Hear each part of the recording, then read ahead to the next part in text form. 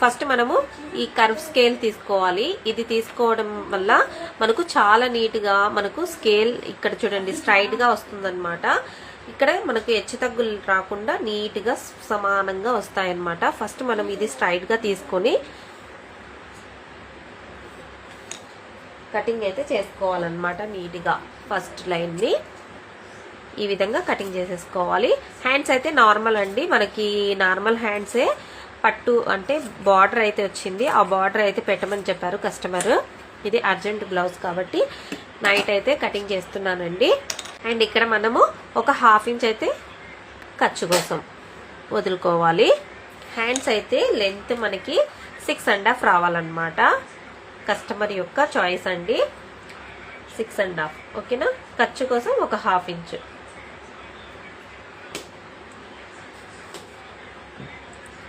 Six and half మనకి hand length, 1/2 inch ఖర్చు కోసం.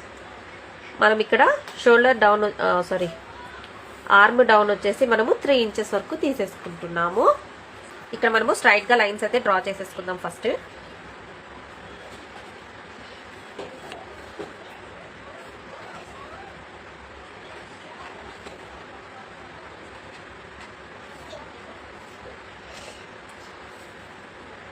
ఫస్ట్ అయితే మనము హ్యాండ్స్ నే కటింగ్ చేసుకోవాలండి. హ్యాండ్స్ కటింగ్ చేయడం వల్ల మనకి ఆర్మ్ డౌన్ అనేది కరెక్ట్ గా వచ్చేస్తుంది అనమాట. మళ్ళీ మనం కొలుచుకోవాల్సిన అవసరం అయితే ఉండదు. ఇలా చూసుకోండి, ఓకేనా? ఇప్పుడు మనకి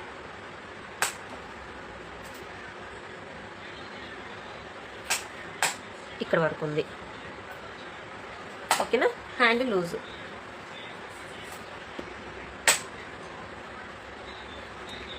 ఇంతవరకు, ఓకేనా? ఇవి రెండు తెలుసుకోవాలి. ఈ రెండింటిని కలుపుకోవాలన్నమాట. మనం ఇక్కడ 2 ఇంచెస్ మార్జిన్ అయితే పెట్టుకోవాలి. నేనైతే 2 ఇంచెస్ తీసుకుంటానండి. చాలా మంది 1.5 ఇంచ్ కూడా తీసుకుంటారు, బట్ నేనైతే 2 ఇంచెస్ అయితే యాడ్ చేస్తాను ఖర్చుల కోసం. ఇలా మనకు ఇక్కడ లెంత్ కూడా వచ్చేసింది, అలాగే షోల్డర్ బ్లౌజ్ యొక్క హ్యాండ్ లూజ్ కూడా వచ్చేసింది.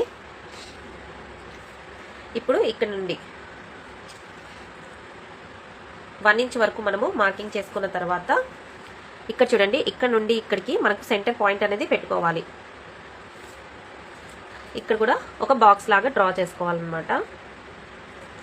ఇలా చేసుకున్న తర్వాత ఇక్కడ నుండి 1.5 ఇంచ్కి ఒక మార్కింగ్ చేసుకోవాలన్నమాట. ఇలా చేసుకున్న తర్వాత మనం ఈ కర్వ్ షేప్ ఉంటుంది కదా, ఇది మనకు మీషోలో అవైలబుల్గా ఉంటుంది. మీరు కావాలంటే చూసుకొని తీసుకొని, మన ఛానల్లో కూడా పెట్టాను.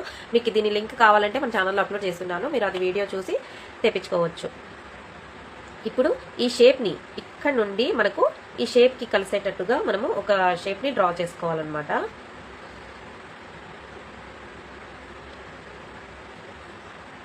ఇలా చేసుకున్న తర్వాత మళ్ళీ మనము ఈ డాట్ దగ్గరికి ఇలా రివర్స్ చేసి ఇలా తిప్పేసుకోవాలి. అంతేనండి, హ్యాండ్ కటింగ్ అయితే చాలా సింపుల్గా అయిపోయింది కదా. చూసారా, హ్యాండ్ పర్ఫెక్ట్గా వచ్చేసింది.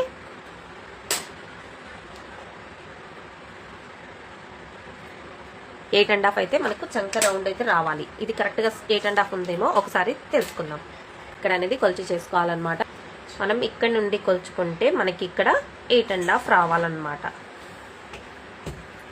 చూసారా, మన సంక రౌండ్ వచ్చేసి మనకు 8.5 పర్ఫెక్ట్గా వచ్చేసింది కదా. ఇప్పుడు ఇది హ్యాండ్ అనేది పర్ఫెక్ట్గా వచ్చేసింది కాబట్టి కటింగ్ అయితే చేసేస్తున్నాను.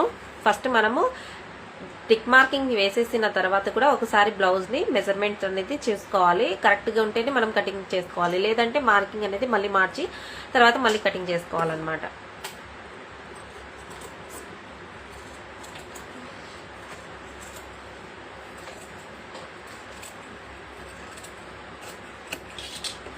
ఇక్కడ ఒక ఖర్చు తీసుకోండి, సెంటర్ పాయింట్ అనేది మీకు అర్థమవుతుంది. తర్వాత ఈ పాయింట్ దగ్గర మనం కటింగ్ చేసుకోవాలి. మనం మనకు ఖర్చుల కోసం పెట్టుకున్నాం కదా, అది అక్కడ కూడా ఒక ఖర్చు అయితే పెట్టుకోవాలి. ఇంకా హ్యాండ్ కటింగ్ అయితే హ్యాండ్స్ కటింగ్ అయిపోయిందనమాట.